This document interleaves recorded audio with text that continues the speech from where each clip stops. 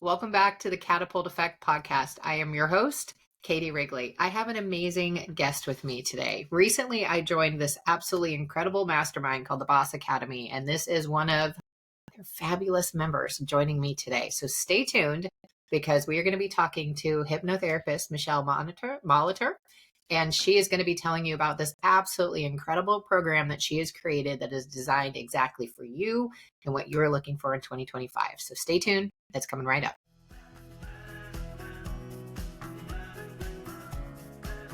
Welcome to the Catapult Effect, a podcast where professionals like you turn challenges into opportunities for extraordinary growth. If you're tired of struggling, feeling lost, and ready to catapult yourself into the best version of you, then you're in the right place. Here's your host, Katie Wrigley. Thank you so much for joining me today, Michele. And I would love it if you could introduce yourself to the listener and just tell them a little bit about what you do and how you help.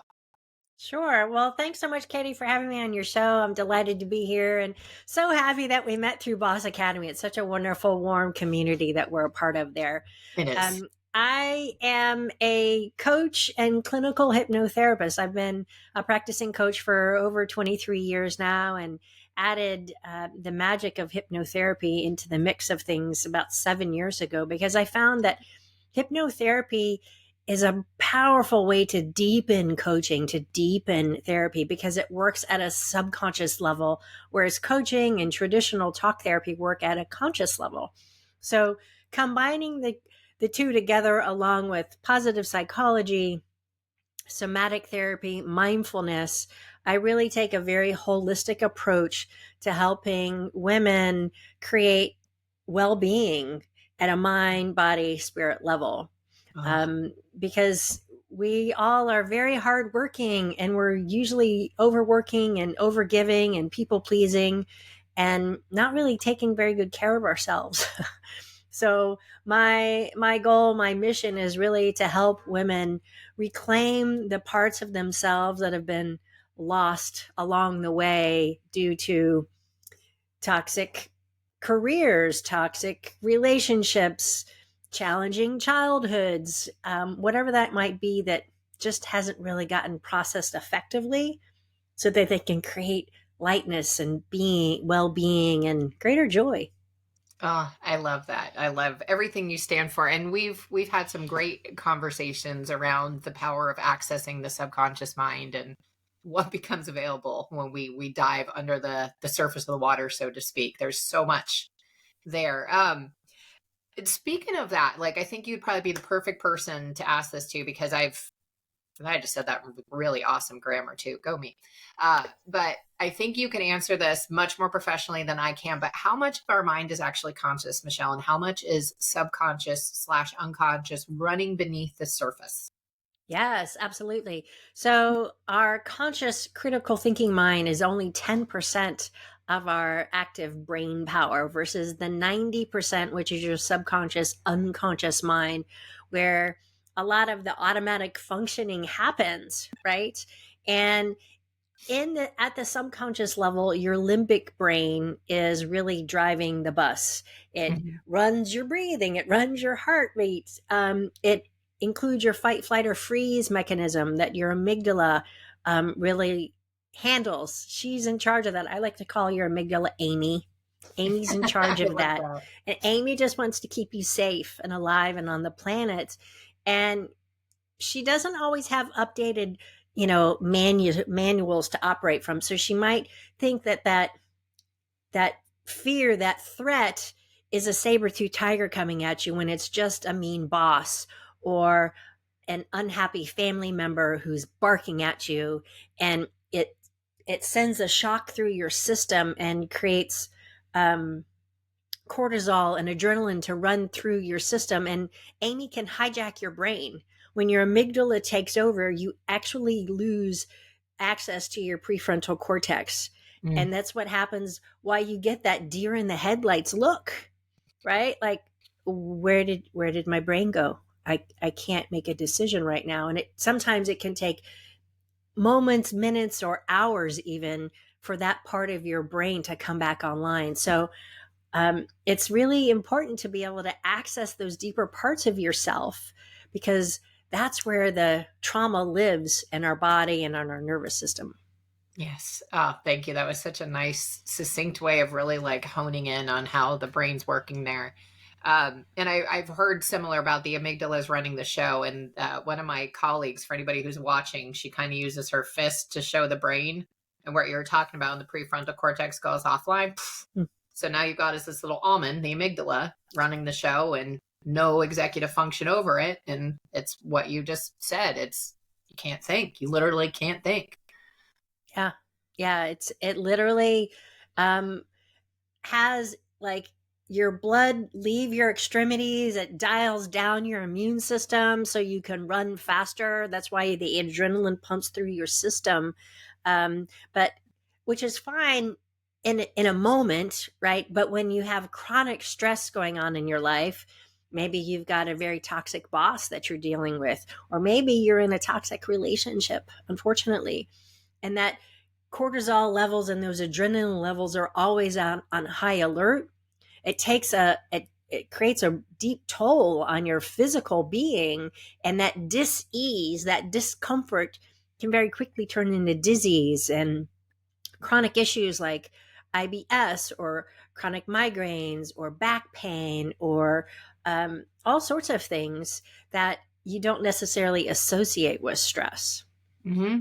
Yes. Yeah. And thank you for pointing that out. So if you're noticing that some of those things that Michele just mentioned are happening to you, check in with your stress level as well. There may be something else going on there. So just double check with yourself what else is going on and reach out to Michele. Yeah.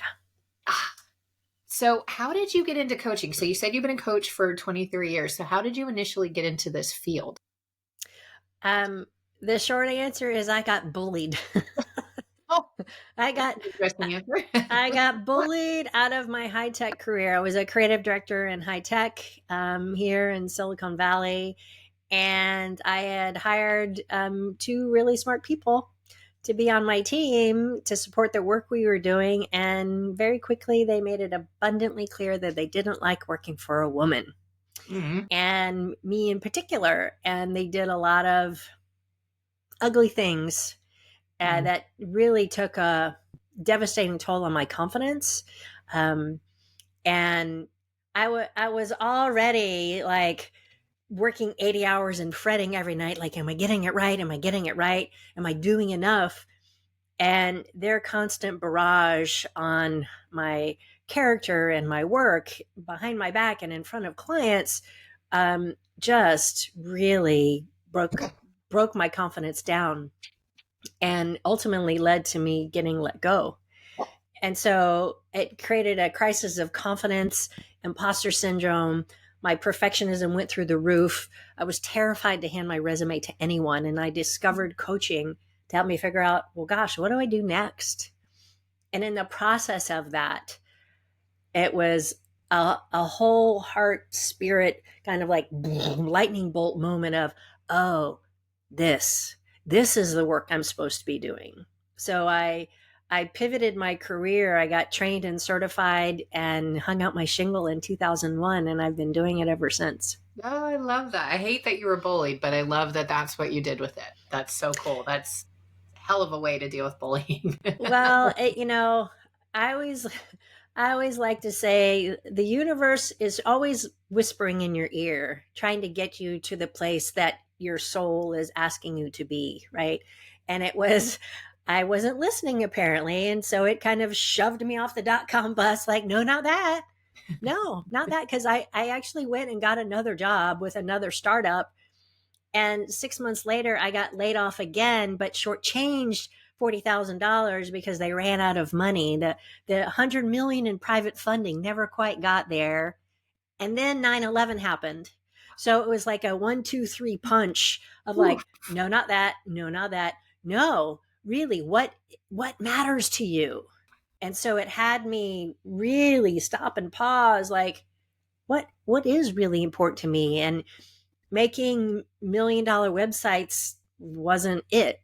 It was like, oh, how do I help people in a way that's meaningful? So it's led me to this place, and I just absolutely love what I get to do and help people reclaim the lost and hidden parts of themselves. Oh, wow. I love that. That's beautiful. The lost and hidden parts of themselves. And that's such a powerful place to get back to. And a lot of times in my experience, doing similar work to you, people don't realize how far they've gotten from themselves. Do you see that a lot too, Michele? Oh, yeah, absolutely. They, you know, we just go with the flow.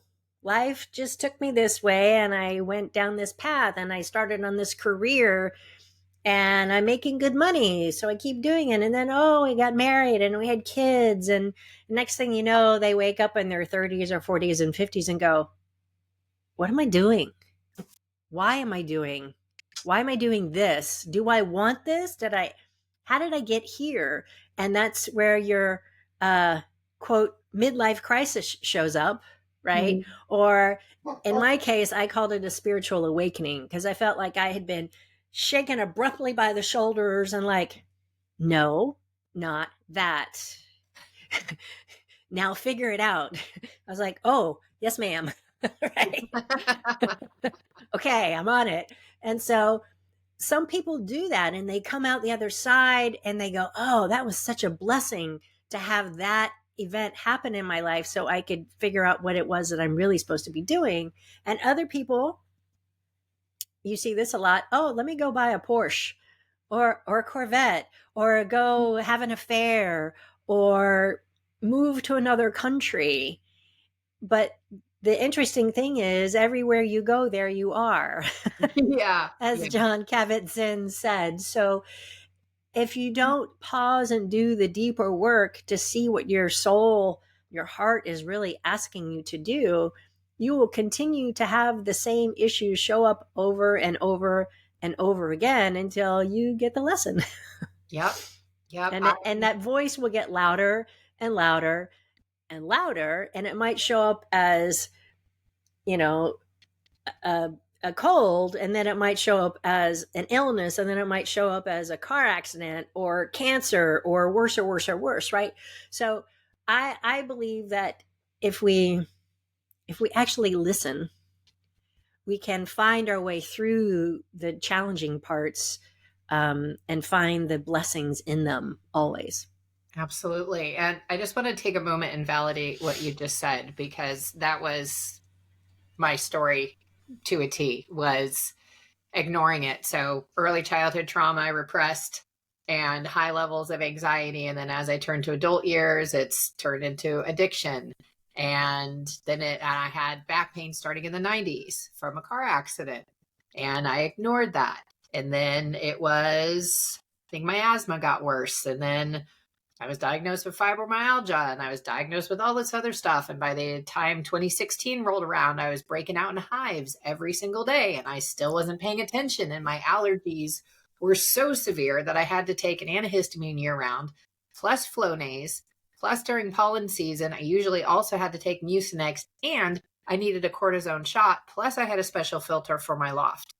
I take quercetin now as a side note. That's what I do for allergies. And I'm fine. But much to your point, I ignored all of it. And my aha moment came after my body crumbled under all the stress. It's like, okay, you're not listening to me, then I'm putting you on your ass and you're staying here until you listen. And that's basically what happened until I started to pay attention to my body, tap into it, cool my nervous system down. Things were rough. And then starting to do that, like that's how I started to get my life back. So I just wanted to kind of pause and be like, yep, what you're speaking is 100% the truth. But the thing is, we don't, the same way we didn't correlate all that. Like when I was disabled, I wasn't going, I've been under the most stress I've been under for years. This must be related. No, I needed someone to point that out to me. Like now I'm like, now I can do the correlation on my own. But then like, I don't know why this is happening. I had a knee replacement. I'm just not healing. Yeah. No. Yeah, I had a similar, well, similarly different. I woke up on Thanksgiving Day and my back went, Oh, and I was like, oh, that's not good.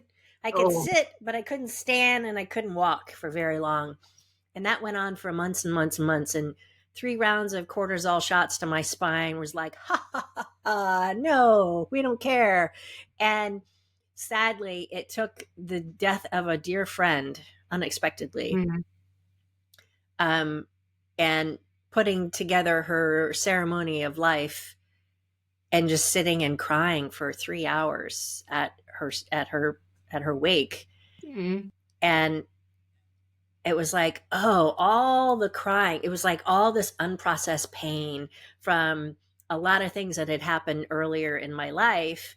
A failed marriage, a lost baby, all sorts of things that I had never really dealt with. Yeah. And that combined with seeing an osteopath, literally my pain went away in 2 days. Like Wow. that. And it never came back. I was like, Mhm. I don't know what just happened, but I'm very grateful. And it was such a huge aha moment of connecting all of the pain that was unprocessed. It's like, oh, I was just carrying around that in my sciatic nerve. Right. And Yep. when I was able to finally release it, the pain went away, Wow. and it's interesting, difficult, painful to watch my mother, who is 87, suffer from chronic IBS. And I just found out this weekend that she's got severe sciatic going on. Oh. And she's, from the outside, you wouldn't think that she has any stress. Why would she be stressed? She has a beautiful life. But there's some stress in there that she's not dealing with. And as much as I tell her, she, I'll just go to the doctor. Like, okay, mom, you do what works best for you. I understand. But it's like, there's another way, right? There's another way, There's another please. way. You don't have to be suffering like this. But Nope. Yeah. The parental part can be tricky. I'm so lucky that my parents actually started to embrace some alternative modalities. Like my dad's doing red light therapy, they'll do cognitive movement. And I'm like, oh, thank God. It makes me like, I still don't have the full buy-in, but I'm like, I will take what little bit I've been given. This is great. Any little thing that they do is helping them more. So I yeah, love that. I that love that. resonates a lot about wanting the parents to have the same pain-free existence that we do. Yeah. Yeah. So tell us about your program, Michele. So I've worked with men and women all over the world. I do all my work over Zoom, and it's allowed me to see the common themes of stress that come up. And last year I got another download. I call them downloads, like Me paint too. this now, write this now, right? So it was create this now. And so I created this program specifically for women called Reclaiming Your True Self, a journey of healing and transformation. And it's a 4-month small group program just for women. It's not a mastermind. It's truly healing and transformation because it combines not only individual coaching and hypnotherapy tools, but group coaching and group hypnotherapy, along with somatic therapy and mindfulness and positive psychology. And over these 4 months together, they're able to support each other, to be that soft shoulder to lean on, to come to a place where people feel seen and heard, and they can let down the armor and the facades of I'm okay and everything's okay and I'm taking care of it all, when most women are overgiving, overdoing, and not taking care of themselves in the Mhm. process. Yeah. So it's for those amazing professional women who have successful careers, have plenty of accolades, but there might still be some imposter syndrome going on, some toxic perfectionism, perhaps. They're feeling overwhelmed and burnt out, and they know something needs to change, but they don't know what or how. And so through the one-to-one conversations I have with each person, I'm able to see really clearly where those stuck spots are Mhm. in their nervous system. And we do an individual hypnotherapy session with them to start some of the immediate healing. And then over the program, then we have 3 more group hypnotherapy sessions. And each one of those contains a customized recording that I make for my clients, which Nice. is a combination of binaural beat music with my very soothing hypnotherapy voice. And think of it as listening to an old favorite song over and over and over again, right? You listen to this as you drift off to sleep at night, and the repetition of that is what drops it into your long-term memory. Mm. So it's more than just, this is a nice affirmation that I'm saying to myself. It becomes who you're being and Ooh. overlays the old neural pathways that say, oh, I'm not enough, I'm not doing enough, I'm not lovable, I'm not worthy, and literally repaves them with new neural pathways of, I am enough, I believe in myself, I've got this. It's okay for me to pause and take care of myself, right? So it's a really powerful way for women to get some support and some community and some healing at a much deeper level than they've experienced before. That program sounds amazing. And I love how you mix the individual one-on-one time with the power of the group as well. So you already kind of touched on this, but I just want to put it into a nutshell. So a program like this that has the hypnotherapy, has the somatic work, has the coaching, has all of those extra tools from all the skills that you have built over the years. What are people going to get out of this program that they wouldn't get out of like a traditional coaching program? What are all those extra tools? What are they getting with that, Michele? That's a great question, Katie.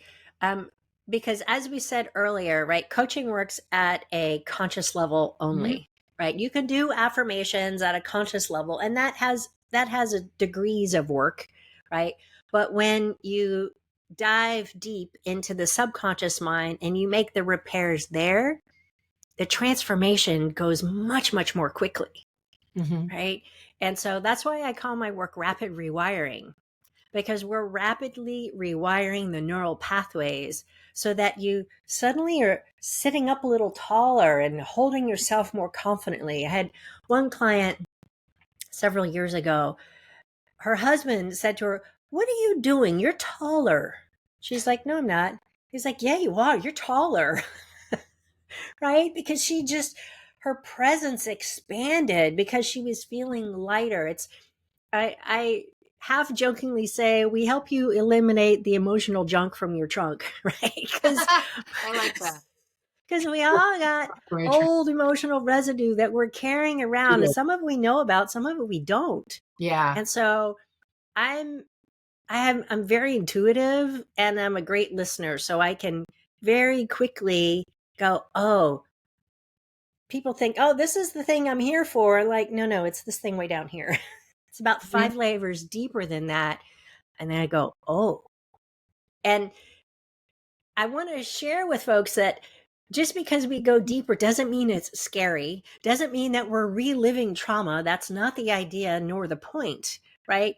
It's like watching it on a separate TV screen, like, oh, look at that thing that happened to me when I was in that relationship. Yeah, that was really crappy. But now, from this place, as an adult in this moment, I can see that I'm safe. I can see that I'm not in that place anymore. And I can change my mind about how I see myself, right? So that's where the somatics and the mindfulness come in, because just like in meditation, you're watching the watcher. Right. Yeah. So in hypnotherapy, it's kind of like what we do. We watch the watcher, but in a trance alpha brainwave state, to go, oh, I'm not in that place or space anymore. I'm not 5, I'm not 10, I'm not 20. I'm where I am today. And I can change my mind about how I felt then and how I want to feel now. That is more empowering, that is uplifting, that feels lighter than carrying around the heavy, burdensome stuff that oftentimes other people put on you. Like, here, take my shame, take my guilt, because I don't know how to carry it. So I'm going to make you bad and wrong, so then I can dump it on you. Right. Yeah. Yeah. And shame and guilt are the two heaviest energetic levels. Like if you look at David Hawkins' power versus force as map of awareness, Yeah. Shame's incredibly heavy. Like it is like, oh, it's so heavy. I have a couple questions with that. So I think one of the things I hear you saying, and I want to call it out if I am hearing this correctly, because it's part of the amazing thing that you're giving people with this work. So it sounds like some of these are just going to be like automatic. So instead of them trying to talk themselves into it or using that very finite supply of motivation that we have at any one time, they don't actually have to dip into it all that much because that overlay you talked about is going to help those patterns go deep. Did I hear that correct? Yeah. So essentially, I'm giving you these transformation recordings, Hmm. and with each new one, you listen to it as you drift off to sleep at night. They're intended to have you fall asleep because even when you're asleep, your brain's always on. It's always listening, Yeah. right? So let your brain do all the heavy lifting while you're taking a nap. Big fan, right? Yep. That way, the more you listen to it, the more quickly those new neural pathways are created that then drops it down into your long-term memory much, much more quickly because your conscious brain isn't going, no, I don't know about that. I don't think I like that new rule. You're changing the rules. Amy gets very particular, right? Yeah, Amy, your right. amygdala, is like, are you sure? I don't know if that's safe. Yes, it is safe. I promise you, Amy. Yeah. Now go to sleep. Yeah. Yeah. One of the Right? bad things to know about Amy is she's always going to choose a familiar hell over an unfamiliar heaven. That's always going to be her preference. You got to show her that heaven's actually better. Absolutely. I like that. Unfamiliar hell, a familiar hell with an unfamiliar heaven. Absolutely. I think it was a She's, quote I saw on Instagram, but I love it. I was like, ooh, that's truth. That's truth that is right there. truth. Because your brain just likes what's familiar. Yep. Because Yep. that's what the neural pathways do, right? The Yep. more you travel down a road, the deeper the ruts become on the road. And if your road happens to be, I'm not enough, I'm not worthy, I'm not lovable, you got some deep ruts. So Hmm. Amy's going to be like, okay, it's like she's got this stake in the ground. I am the protector of I'm not enough. And you're Yep. like, no, no, no, we don't want that anymore. Here's a new sword to stand with. I am enough. What? Oh, are you sure? Yes, I'm sure. Take it. Yeah. Yeah. And that one, oof, that's a pattern that comes up a lot for so many people because we get that programming at a young age, of children should be heard and not seen. And your neurology can take that as, oh, I'm not good enough. Even if it was just you mouthing off in the middle of church and your mom wanted you to zip it, like that is enough for your neurology to be like, I'm not enough. Like it doesn't have to be a big thing. It doesn't have to be Yeah, someone abusing you in those right. teeny tiny moments that you don't even remember, which is exactly why the work you're doing, Michele, is so powerful. That's where you get those big releases. That's where you get those big shifts. And then it's just gone and you Yeah. don't have to navigate it anymore. Yeah, it's one of my favorite quotes from one of my teachers, Marissa Peer, is um, lie to your brain, cheat your fears, and steal back your confidence. Right. Ooh. So at first, you have to tell yourself, of course I'm enough. Of course I'm enough. Of course I'm enough. And Amy's going, no, I'm not. No, I'm not. No, I'm not. Let me show you. And Let me show you. Let me show you. right, let me show you all the proof of why you're not enough. But the more you repeat that, the more those neural pathways get built, and it quiets her voice until she goes, oh, okay. I give up. Right. And then the other question I had, and this has been my understanding, and hopefully it's true because I've said it to people, but you mentioned that there's sometimes people are afraid of that deeper thing, and I've seen that, and I've felt that myself. I'm like, I'm really afraid of what's in this, and in my experience, the resistance to and the fear of what's there are 10 times worse than anything I'm going to find. And is it also true as part of that the subconscious mind isn't going to reveal something to us that we can't handle? Because that was Yes. something that I heard. Okay, good. Ooh, ooh, that's what I Yes. like. You're It's not going to tell you. So, because they're like, what if I find out something makes me go crazy? It's like you're actually more likely to drive yourself crazy by avoiding whatever is there. yes, absolutely. I want you to think of it as like peeling the layers of an onion. You can't peel the inside layer, the very center, until you peel all the other outside layers, Hmm. right? So personal growth and development is always a peeling of layers. There's always going to be a new level. My colleague said, "New level, new devil," Michele. I was like, "Oh, I know, I hate that, but you're right. Because once you peel off a layer, you're like, oh, I feel all shiny and new. And then you start to expand and expand until you come up against the edge of your comfort zone now in this new expanded format. And you're like, ooh, oh, that feels, right? And you start feeling uncomfortable again because there's another layer of trauma that wants to bubble up and be removed. Yep. So you've got to go through the top layers before you get to the inner kernels. Yes. And by that time, when you get to those inner kernels, you'll have done enough work to go, oh, that's not nearly as scary as I was expecting it to be. Yep. Yeah.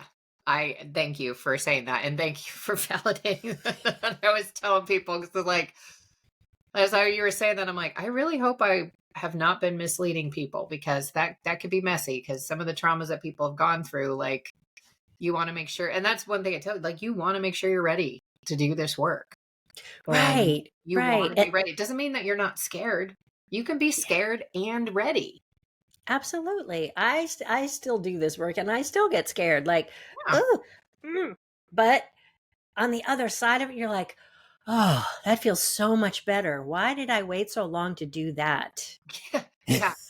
It's like, why have I been wearing this heavy coat in the middle of summer when I could have just taken it off and been like, oh, thank goodness. Yeah.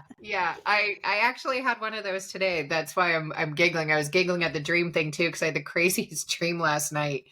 That this guy was like sitting in a lifeguard chair, and he was like responsible for everything that was going on for some reason. And his name was Dan. I don't even know a Dan in my not that I can think of. If Dan, you're listening and I don't know you, so sorry, I forgot. I do that sometimes, but he's in this lifeguard chair, but it's like inside, kind of looks like the kitchen in A Christmas Story. And then this dog that had no teeth and was missing an eye suddenly puts its mouth over my dog's head and clamps down. And I'm like, Dan, it's all your fault. I don't even know who Dan is. And I'm like, oh my gosh, my dog. And then Tangie's like, oh, like shaking her head in the dream. And I'm like, oh, she's fine. I'm like, oh, the dog doesn't have any teeth. Only has one eye. Like, Dan, what the hell? This was up to you. I just told my best friend, I'm like, I don't even know a Dan. He's like, I got some shit in my subconscious to sort out with. So I'm maybe Dan is just a part of you that is trying to, gobble up my dog. I don't know. Yeah. We could have a whole nother conversation on pulling that apart. I have crazy dreams sometimes. I got a little bit of an aha download actually as you were talking. But yeah, I was giggling because one of my mentees, I mentor in the cognitive movement program, and she gave me a session today, and she did an amazing job. And what came up was that it was I'm always forgetful, and then it wasn't actually that I was forgetful, but then ironically it was that I forget I have time because I wasn't properly utilizing my time. And the funny thing was, much to the point of like, why did I have to do this for so long? Why did I have to have this parka on in 90-degree weather? I've got a note on my board. I've got a whiteboard over to the side that I put there years ago that says there is enough time when I prioritize. I needed someone to give me a session today, go into my subconscious mind, and now I've got my steps to like, look at this right here.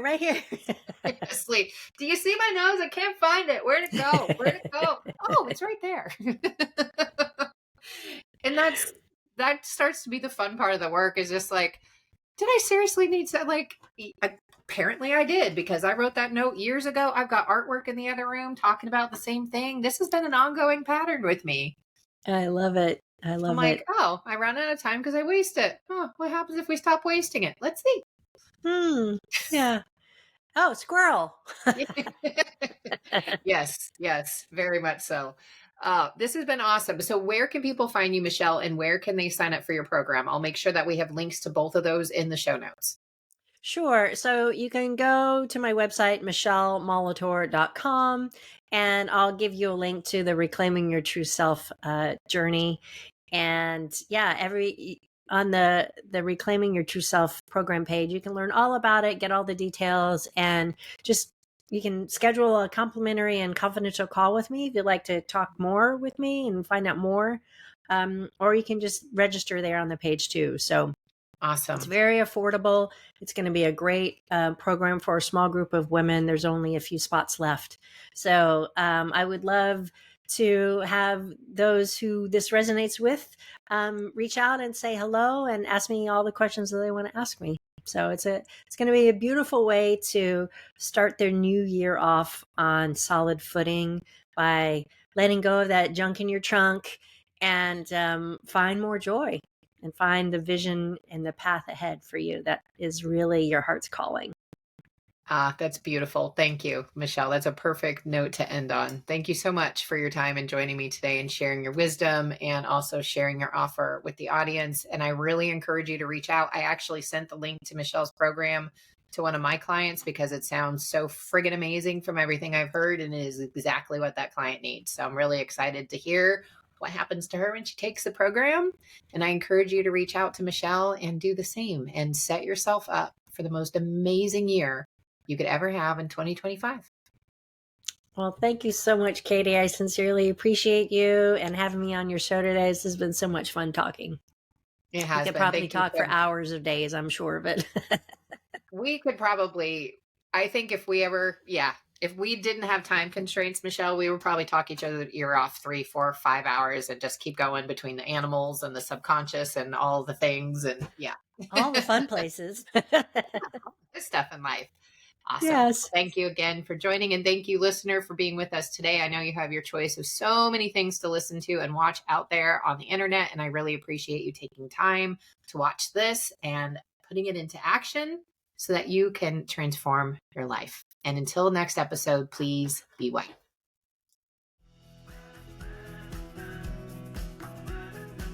Thank you for joining us today. If you enjoyed this episode, please share it with a friend and leave a 5-star review, which helps grow the podcast and reach others just like you. While you're at it, connect with Katie on social media.